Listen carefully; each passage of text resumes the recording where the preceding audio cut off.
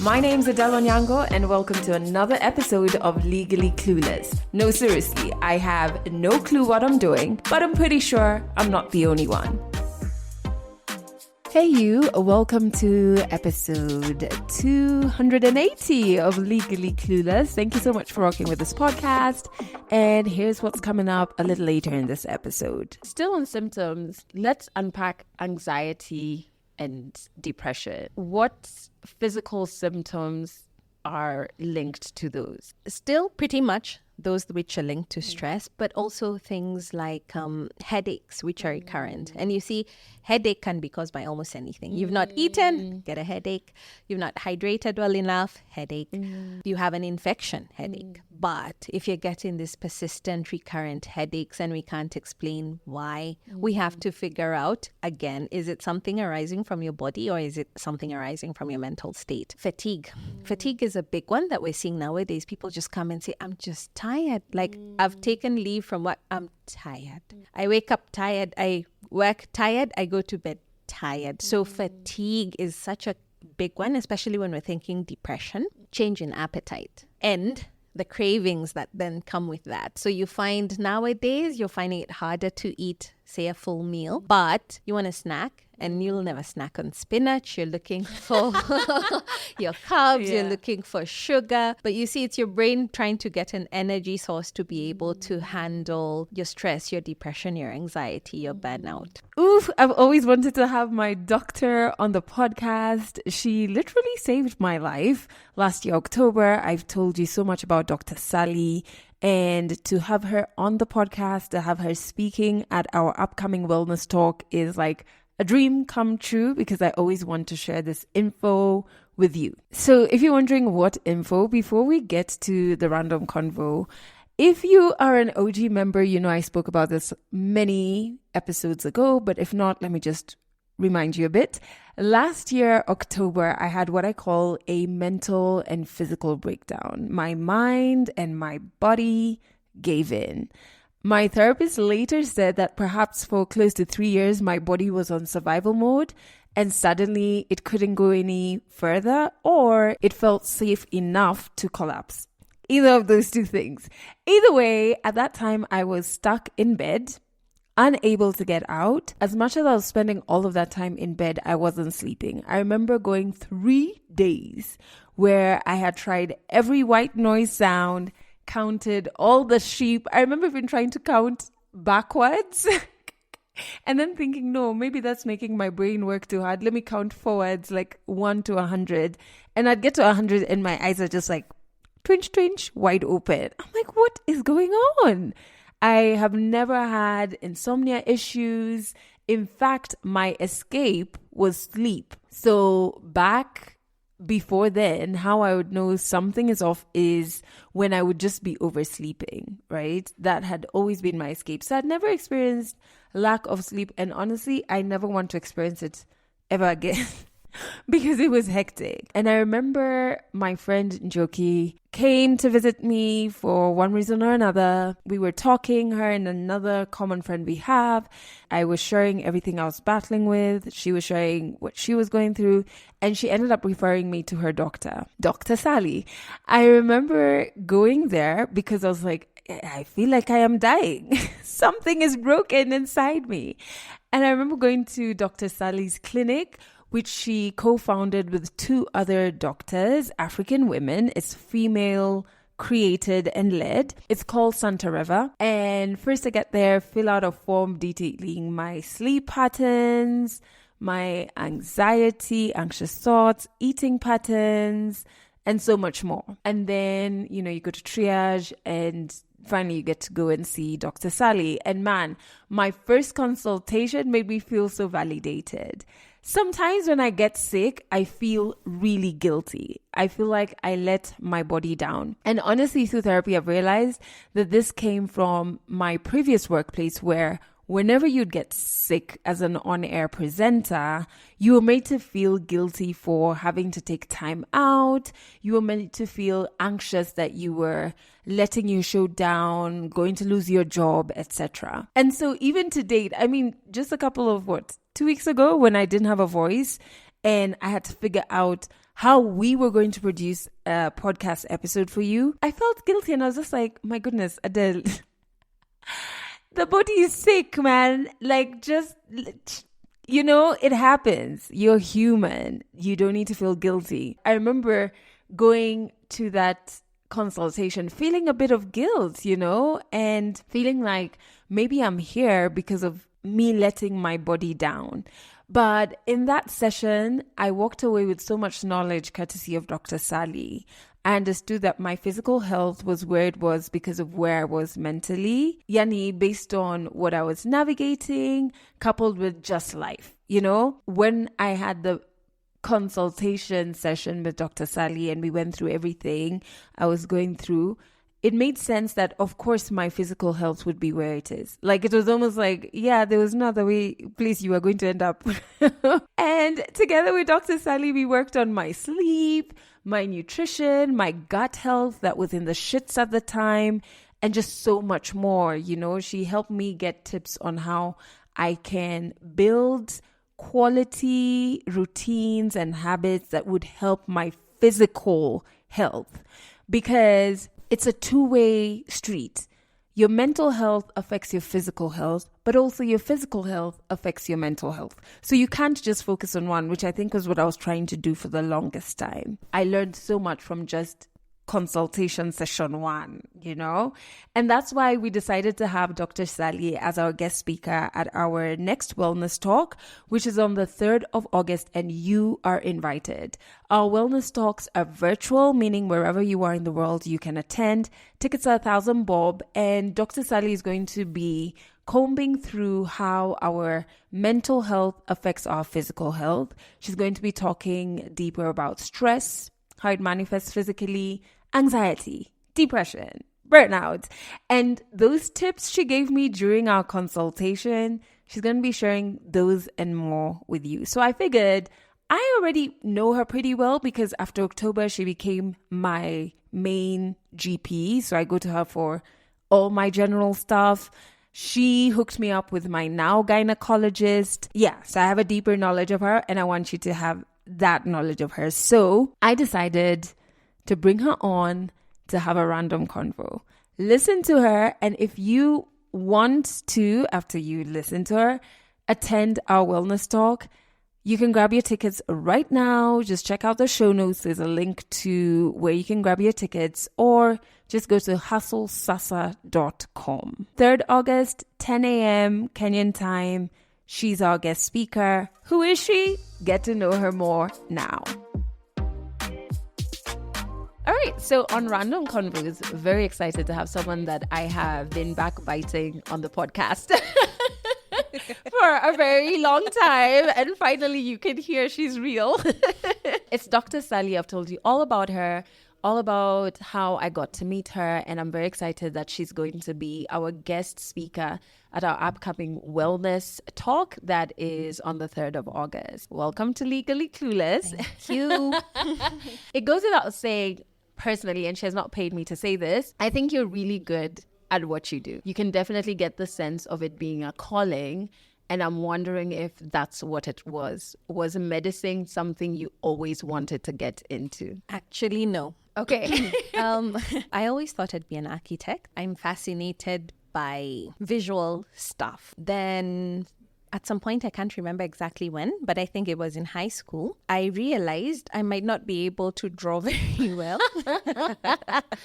So the concept is in the head, but I might not be able to translate it. So I sort of just stayed around thinking, okay, what will I do? I truly can't remember the day I woke up and said, okay, you know what? Now I'm going to become a doctor. But the funny thing is, now that I've done this, I can't imagine doing any other thing like as my main thing. I have many interests, but yeah. Was this happening in high school or in uni? This was in high school. Okay. So went into med school at the University of Nairobi. Yeah.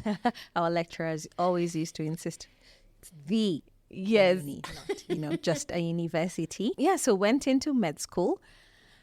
Med school is med school. It's tough. Went for my internship. I was posted to Moi Teaching and Referral in Eldoret, and that was the year after post-election violence. A lot had happened. I remember being terrified because, well, I'm Kikuyu. Here I am going smack into, at that time, what was considered hostile territory. But it worked out. Met a few very interesting, very great doctors and colleagues, some of whom are still my friends to today. So it was quite the experience. After that, when I finished my internship, I was posted to Mukurweini District Hospital. That was really cool. If you think about a smaller setting, but where truly you feel like you've made a difference in people's lives, that period of my life was really nice because people there didn't have that much, but they'll follow your instructions to the letter. Sometimes, you'll come home and find someone left a sack of beans for you because you helped their person get better. So really nice, very quiet. Then came back to Nairobi when I decided to go in for my master's for public health. So that's how I actually left public health practice and came to work in a private health institution so that I could attend classes in the evening. So my plan had originally been do my public health because that gives a wider scope. So when it'll come into health administration, creation of health policies and such, that allows you to go into that avenue. But I like people and I really wanted to still have an element of clinical practice. So I thought I'll do that and then now go for a clinical master's, right? Say, for example, if you want to specialize as an orthopedic surgeon or a gynecologist or whatever. Now, those are the clinical disciplines. Yeah, but life happened. as it normally does. As it normally does. So when I started working at the organization that I was working at before, I met two very phenomenal ladies, doctors, of course, who I would later set up my current practice, the current organization that I'm working with. That's where I met them. So the going back to school for a clinical discipline sort of got lost there because then I became a healthcare entrepreneur, which, to be honest, I'd never thought of it like that at that point. But then you get into something and you're like, okay, all right, let's see how this one goes. Before we get to the healthcare entrepreneur and what you said two other doctors you met created. Talk to me about when you were aware that wellness is an important part to attend to when you're attending to your patients. And I ask this because even just personally, my experience with you was very different from my experience with other doctors. Or I would go and see other doctors and it was very, I'm going to use the word clinical, but to me, like it's 1+1. Yeah. Oh, you have a headache. Okay, it's this. I don't believe there was ever a point I had been asked, how are you, like life-wise? Yeah. What's happening around there? Yeah. Outside of talking to a therapist. So when you go to see a doctor, say a general practitioner, that wasn't the case. So at what point in your journey did you realize, like, I need to look at my patient holistically? I think that began towards the end of the previous employment, but really, really got its wings when we started the organization that I'm currently with. I'm saying currently and I'm a co-founder, that I'm with forever. Yeah. And reason was, well, and I think that's what we see a lot, say even in Nairobi right now, you'll find if it's a healthcare institution where there's so many people to be seen, there's 200 people waiting in a waiting bay. I don't have the time to really delve into Adelle, like for real. How are you? What's making you tick? And therefore draw assumptions as to why maybe whatever has brought you in today is happening. So there's a term we use, it feels like conveyor belt medicine, where I have to get as many facts from you as possible in the shortest time possible and sort you out quickly. So it's because of the way the health system is. It's because we don't have enough time, bottom line, whether it's a public facility, whether it's a private facility, unfortunately. Yet, health is the most intimate thing. Health is such a unique thing. Health is the most individual experience, if I can put it like that. So is it fair on you that I'm only giving you 20 minutes, yet maybe truly what has brought you in today, or more importantly, what might bring you in back tomorrow is going to take 3 hours to figure out about you. So the shift started there. So by the time I joined my two colleagues, my two co-founders, we wanted a space where, one, we could give time, because many patients, even today, even some of the ones we see on a day-to-day basis, come and say, I've actually been seen by specialists in this country. I might even have flown out and gotten care, but I don't feel heard. And that is where we have to start. We have to let the patient be heard. So whether it's trivial, whether it's major, whether it's one thing, whether it's 9 things, first, just be heard. Let's talk about, I do want to go into how well you heard me in our first consultation. But before we go there, let's talk about the organization that you and your co-founders created. Walk me through when the idea came to the three of you. So there's a very interesting story involving a red Subaru. Okay. And you know this day of Mandamano, Subarus, we run away from them. That was then. Yeah. But it's an idea which we picked up when we were working together. So what had happened was we were all managing different clinics within Nairobi. And we used to meet during management meetings. And then over time, we developed a friendship and realized actually when it comes to the outlook towards health, we have quite a lot of similarities. And we started talking about it, it would be so great if we one day set up our own thing and so on and so forth. So it took a while to literally actually set up. So eventually, after we all took the individual leap, we ended up starting Santé Reva. Santé means health in French. Reva means to revitalize. So specifically, we want to revitalize health. But you see, we wanted to look at a person as a whole because, as I said before, that had been one of the major constraints where, yes, you'll give fantastic medical care because when it comes to medicine is science. It's factual. If there's this, do this. If there's not this, don't do this, and so on. But now, can we look at the person and look at it from a health lens, not from just a sickness lens? Because sickness is one facet of health. So it's very easy, for example, if you come to me and you have a cold, there's a thing causing this cold. There's an organism causing this cold. I can treat it or at least treat your symptoms. It's very factual.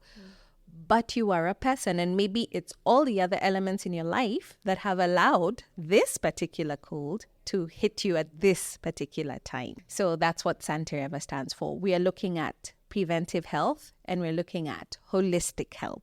Yeah. So when we started our journey, we thought about, okay, what do I need to know about you the first time I meet you so that whatever decisions we make about your health are going to be relevant? So we look at, yes, your individual and even your past medical history, but we want to know what's your genetic background like. What do you do? What are you spending most of your hours in the day doing, with whom, where? Then one big thing became apparent that we cannot look at preventative health without looking at mental health. So truly, where are you at? Yeah. It's amazing how that opened a whole new depth in healthcare delivery. And it doesn't mean that where we're based, we don't treat your routine medical conditions. We do.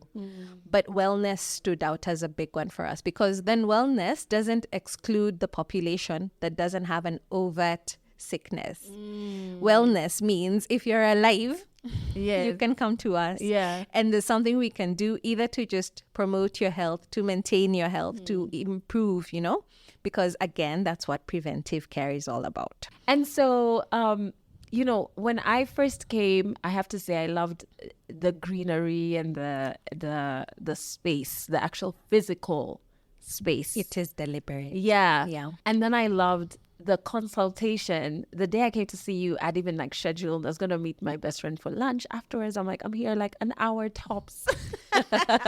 And then let's go through the process of the form I had to fill.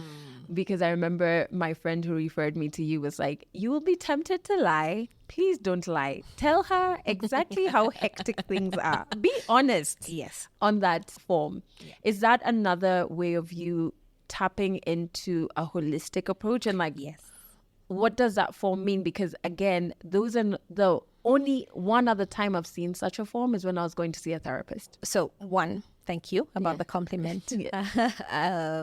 About our greenery. It, as I said, it was deliberate because we wanted a place where first come, and even just by being there, there's a sense of calm. You see, whether you're sick, whether you're coming for a routine checkup, whatever it is that brings you into contact with health, many a time might not be a positive one. Yeah.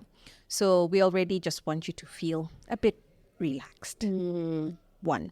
Two, the form, and you saw how detailed it is. Yes. I was so tempted to lie. I'm just like, okay, I've been too truthful. And there's people who lie. Yeah. Now that's where the beauty, the science of medicine comes in, because you lie on paper, but I'll still find out the truth. You're putting it back out. Yes. The figures, the numbers, the results. Yeah. Even as we go through the consultation, the conversations will be like, you were lying. Yeah. But it was to help us already, even if I meet you for the very first time, allow me a snapshot into the whole of you.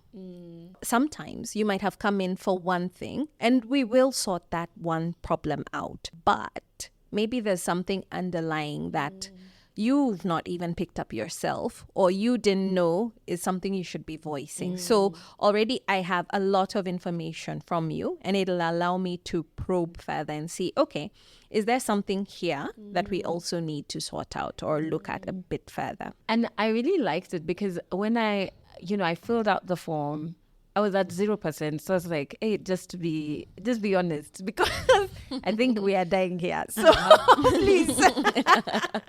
So our last hope. And then I came in for the consultation, which in my head took like 4 hours. When I look back, I was like, Aki. Maybe it was slightly short. Yeah. Like, I've heard this woman's business because I went in there and I monopolized her time. What I loved is that I was so confused when I came in.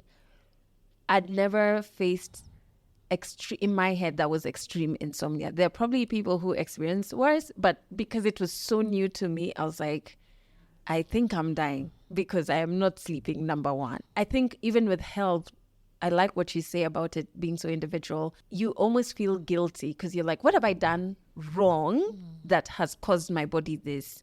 And now I'm about to find out what I've done wrong and how I've let my body down. And so there's all of these fears coming up, or like, is it something bigger? Like, will I need surgery? Like, what's happening, Yeah. And we ended up having more of a heart-to-heart conversation. And the session allowed me to kind of also spotlight spaces where I'm like, oh, I've been running away from this or running away from that. And is that how most of your, obviously with respect to your other clients, but like, is that how it normally plays out, where people come and present the physical symptoms? I'm not sleeping, my mind is in a dark place, I'm not eating, and start to uncover a lot more? Yes, mostly. Yeah, because you find, as we said earlier, especially when it comes to the mental health state or states, it's not a conversation that people are very familiar with. So, for example, it can be, you coming to tell me I'm not sleeping. So my job is to find out why. Is there an organic cause, as in your body, or is there something else that could be contributing to that? But there's also situations where I will be the one to start the conversation on your mental state, because if I see you at my clinic 3 times, say within a very short span of time, either truly there's something going on medically which we're just not getting the diagnosis right, or it's a bit of a tough one to treat, maybe we just need further investigations. But sometimes it's your body's cry for help. So you're literally just falling apart at the seams, and that's the only way your mind can tell your body, like, scream for help. Yeah, we have tried, she's not listening. We've tried, she's not listening. So let me give you an epic tummy ache today and give you a terrible flu next week and give you a UTI next month, because our defenses are down. We are struggling. Yeah. Let's unpack that, because even in our session, it was the first time I was conscious that this is going to sound so dumb, that my mind is part of my being. Like, it's not this thing that is detached that I take for service to my therapist, and it's not linked to my physical at all, you know? But in that session is when I was like, oh, it's responding to where my mind is at. Yes. Maybe we can unpack that. Okay, so first of all, there's this really interesting book I'm reading currently called The Immune Mind. I recommend it. Okay. I'm not even done yet. Yeah. But it's that good. But it's that good. Yeah. But it was also talking about how even in medicine, we've been separating the mind and the physical to the point that, one, we have different hospitals entirely for both, right? Because if you think about, say, having a psychiatric hospital vis-a-vis your routine hospital and stuff. Yeah. Anyway, fantastic book. So what you're saying is not dumb. Yeah. We've all been doing it. Yeah. We've all been doing it, even within the medical fraternity. So the interesting thing is it's a two-way kind of communication, because you see, also, if you're not taking care of your physical, if you're not eating right, you're not working out, you're not drinking water, you're subsisting on coffee, you can't tell me that brain is going to be living its glorious best life, you know? Yeah. You wouldn't be here producing all the earth-shattering ideas for the rest of your life. You have to feed that brain, you have to water that brain, you have to rest that brain.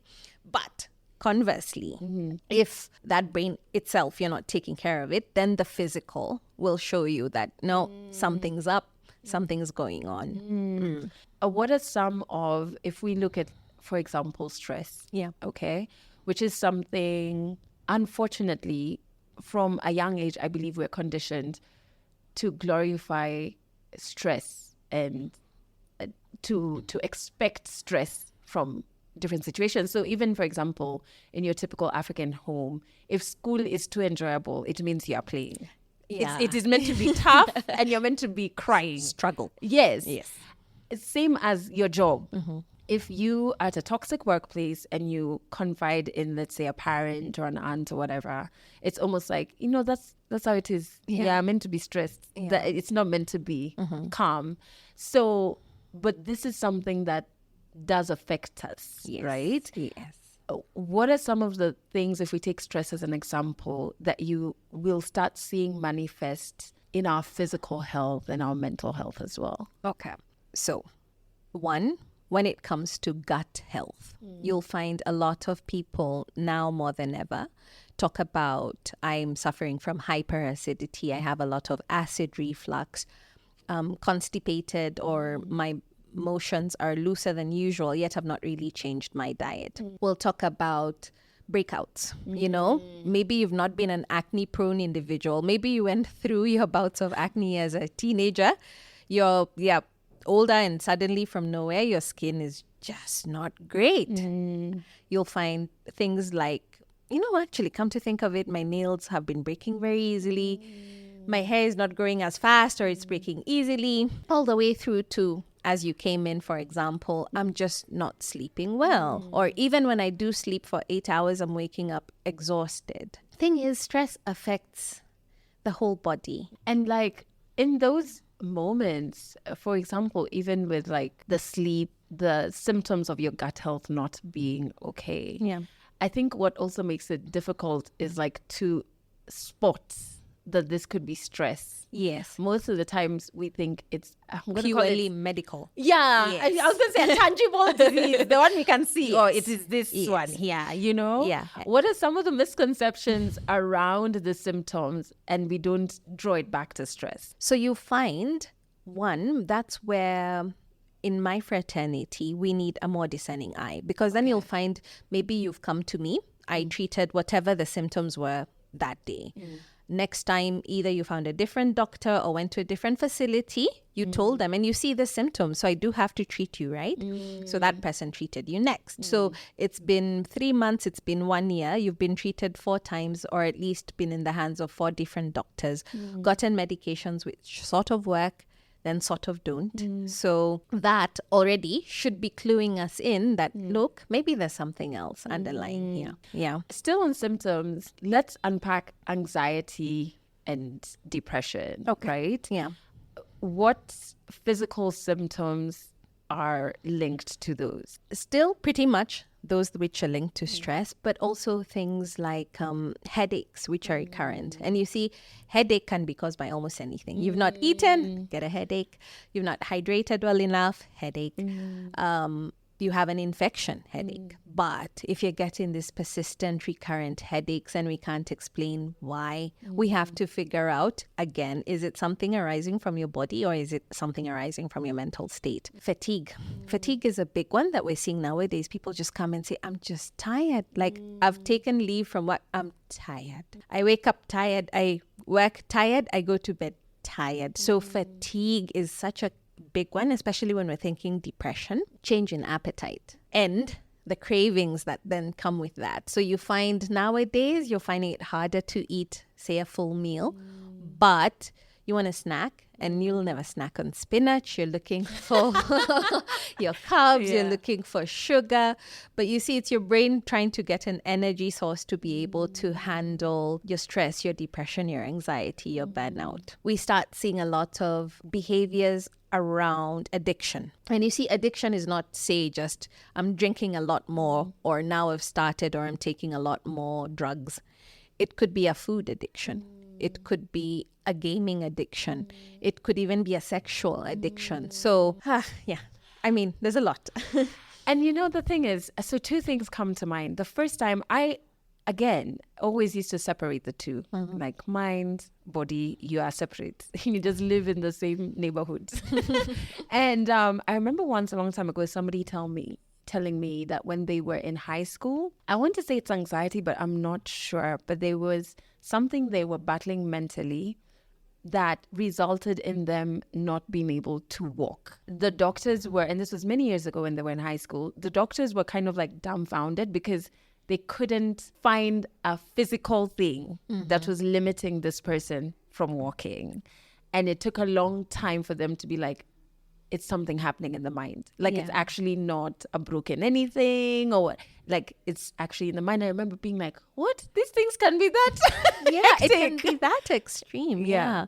And you see, again, to be fair, because, I mean, the body is, it's when we say we're beautifully and wonderfully made, this is true. And anytime, say, you come to me for a consultation, again, as I said, my job is to figure out what are the potential diagnoses that could be causing you to feel the way that you're feeling. And it takes time. You see, even to investigate first the physical stuff, it takes time. It takes resources. Now, we might have, enough time. Like I tell you, okay, come every week for the next 3 weeks, we're doing tests. Okay, we don't do that. That's not good practice, but as an example. But you find cost, even in this country, is still a big issue in terms of how far do we want to test today? Do we really need to do 3 tests today, or can we start off with 1, try treating on the basis of that 1, and then move on?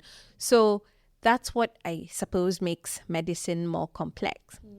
But yes, it can be extreme. And what we're trying to do now is just see that from the very first time we encounter you, have we at least taken into account that there could potentially, not always, but potentially have a mental health bearing, either in terms of causing or in terms of the magnitude of the severity of the symptoms that you're experiencing. There was something during our first consultation or the second, I can't remember, I was having a lot of sniffles every morning. And then because I live in a cold area, I attributed it to that. And I was like, is this a homa? It's like, it's coming, but it's not coming. It's gone, but it's not gone. And I remember you explained something about my body trying to produce more mucus to take care of certain organs, because now things nikubaya in this estate, things are going haywire with this woman. Yes. So let's take care of these ones first.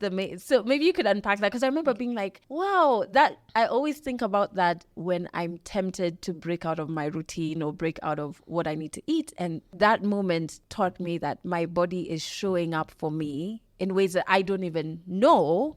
So the least I can do is show up for it, Yes. Yeah. It's all about, if we think about it, the whole concept of life is survival. Your body, whichever bit of it, at any one time, even now as you're speaking, is trying to keep you alive. Period. Like that's the memo. Guys, we are alive until the day we will not be. Yeah. Right? So you find when it comes to the immune response, when it comes to our body's defense system, it'll do what it does best. If it perceives a threat, then it'll neutralize or take out that threat as well as possible. So if that threat happens to have been perceived or actually be, say, within your throat or your respiratory system, then the respiratory system will say, you know what? One of our defense lines is producing mucus. So let's produce a lot more mucus so that we trap whatever it is that's trying to make us sick, which is, say, different from your gut, which will say, let's produce a bit more acid to neutralize our danger, right? Which is different from your mind, which will say, maybe I just want to sleep and not wake up to protect us from danger. So at any one time, it's all about survival.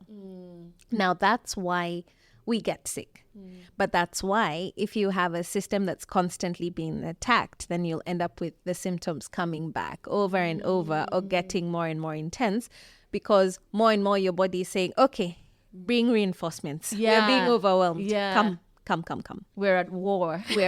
We are at war. Yeah. So every day, essentially, we're at war with the microorganisms. That's the bacteria, the viruses, name it. But there's also now the bigger threats. Yeah. Is your brain seeing your boss as a threat? In which case, maybe some of your physical or even some of your mental responses are activated every time you interact with your boss. I remember, before we get into another topic, which is burnout, I remember when I came to see you, it's something that a lot of us do. I don't have the data, so I'm not going to point only at women, but like I'm going to go pointing at just us.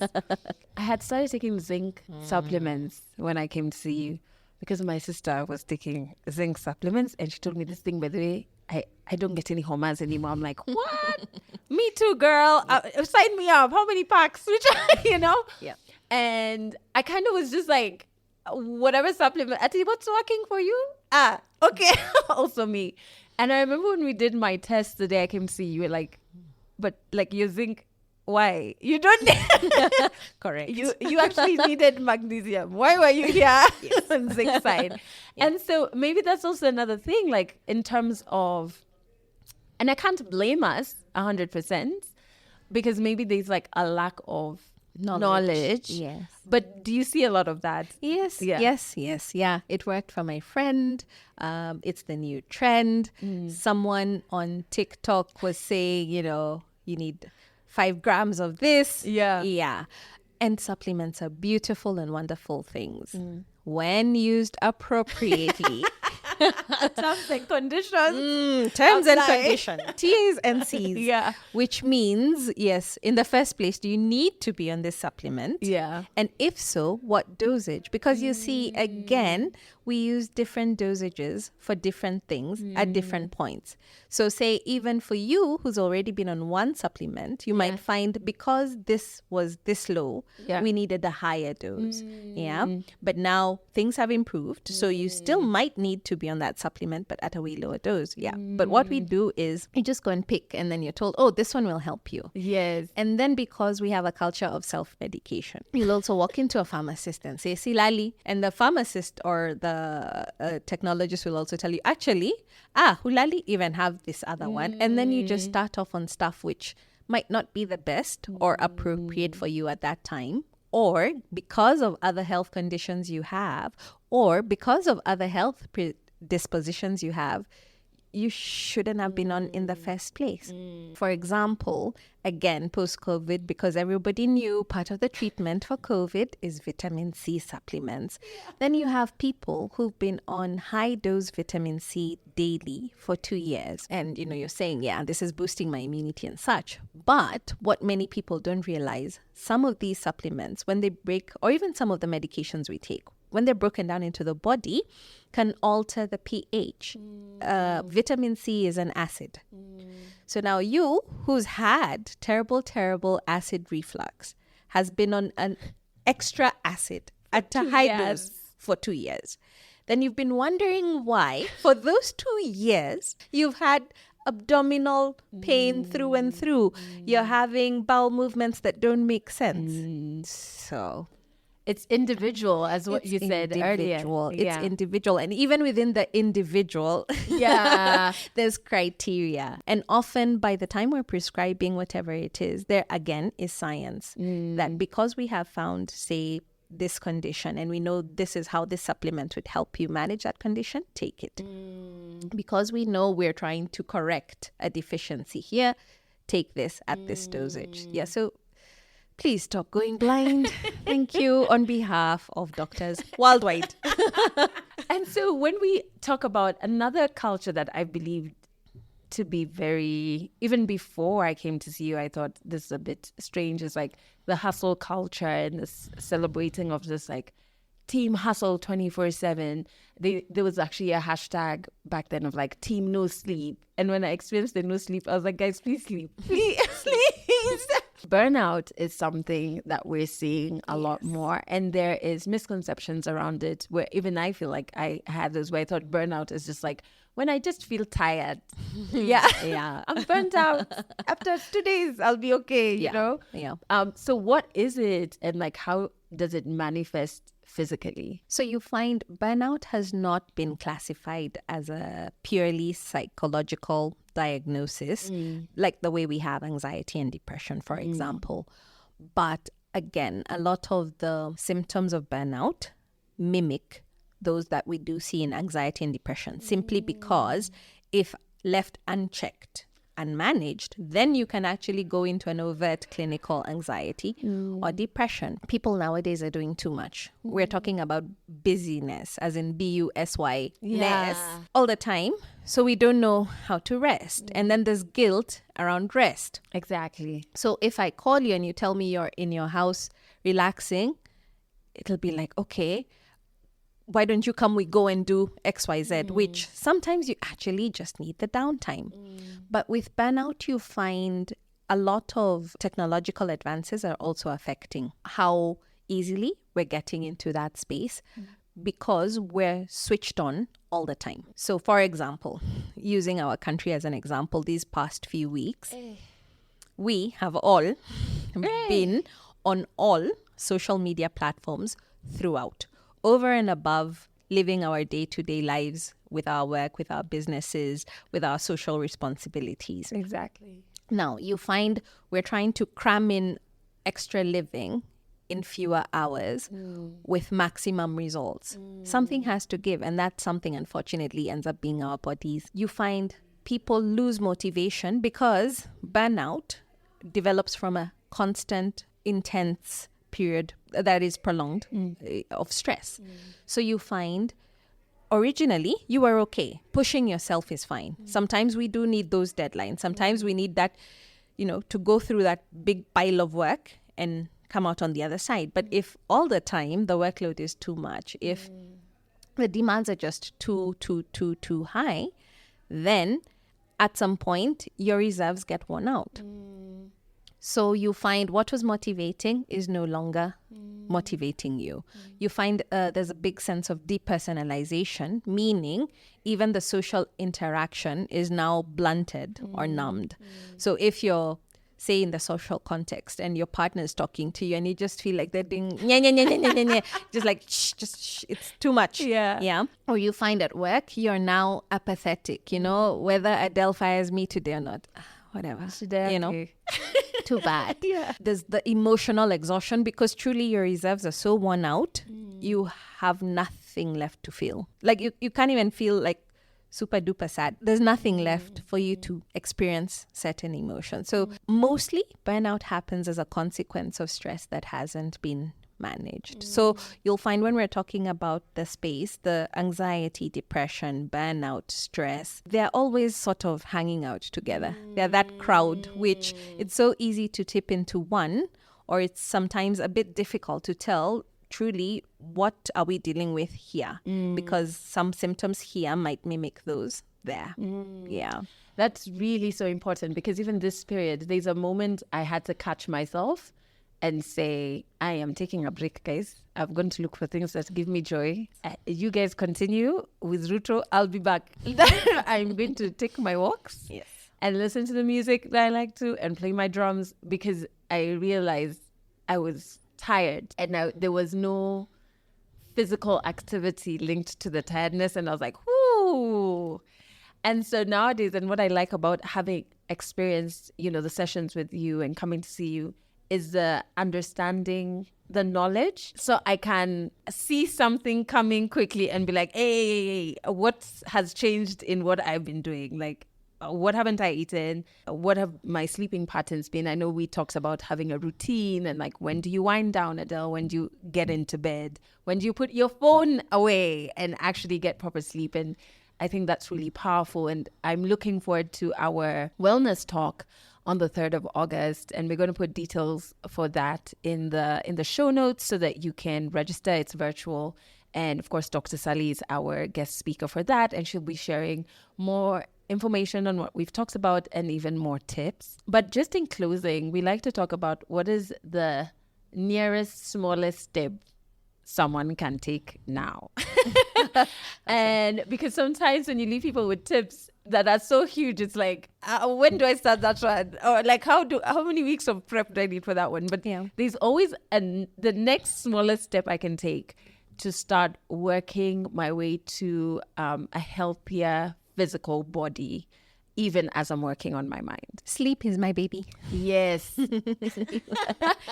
If we can, at the very least, start adopting simple sleep hygiene. What that looks like is try your best to get into bed same time every night, wake up same time every morning, just to recondition your body that, you know what, at this time we rest, we shut down, we rest. But what that again looks like, to delve in a bit further, what are you doing prior to bed? So yes, when are you putting away your phone, Adele, before you sleep? Yes. Does it look like you normally have your dinner at a certain time? Are you having a shower? What are you doing to relax your mind so that whether today was a good day, whether today was a chaotic day, your brain says, it's okay. If we're doing our shower, okay, we'll wind out and tomorrow we'll wake up and figure out what needs to be figured out. So if we could even just start being a bit more conscious about our sleep, the effects both on physical and mental health are apparent. And once we start regulating that, by the time I'm then telling you, okay, now for you, based on your activities, this is how you should eat, we can start somewhere. So sleep, like just sleep. Let me tell you, me that period. I was like, come on, this thing is important. It's not just a thing your body does like automatic. Like, it's what it's there for are actually very serious things. And that's why you find, even in today's setting, if you're in an ICU setup where the lights don't go off all the time, of course, because of the need for the critical care, some people can develop psychosis because your brain also uses some of those cues, the light versus dark cues, to be able to initiate and maintain sleep. So now if we take that away, what? When are we sleeping? Who are we? I know it would have been easier to say, maybe let's start by eating, but that's another conversation. Let's try and sleep. So in the show notes, we're also going to put details on how you can get to Santa Reva in case you're like, okay, I want to do right by my body and I would like to see Dr. Sallyy. So if you check out the show notes for that, there's details on that. But obviously, if you sign up for the wellness talk, you can listen to her during the wellness talk, dive deeper into most of the topics we've covered, as well as more tips. So thank you, Dr. Sallyy. Thank you. Can I just say one last thing? Yes. Our way of practicing medicine is such that we are so proudly African because we are Africans for Africans. So yes, please, people can come, but I have two fantastic colleagues. Can I do a shout out? Yes. Oh my goodness. This shows you how African. I'm a dinosaur. So there's Dr. Zena Nsongo and there's Dr. Wamboi Kamau. Okay. We are also so proud to be a female-led organization. Wow. Yeah. So what I'm trying to say is also, if say you come and I'm on leave because burnout is real, like don't run away. I have fantastic colleagues. Yeah. And we try to practice so that if you see me, if you see the other person, it's the same experience. There'll be a wealth of knowledge you'll end up with. That's it for this episode of Legally Clueless. You can share this podcast with your friends. You can keep it for yourself. I'm not judging. Just make sure you're here next week for the next episode.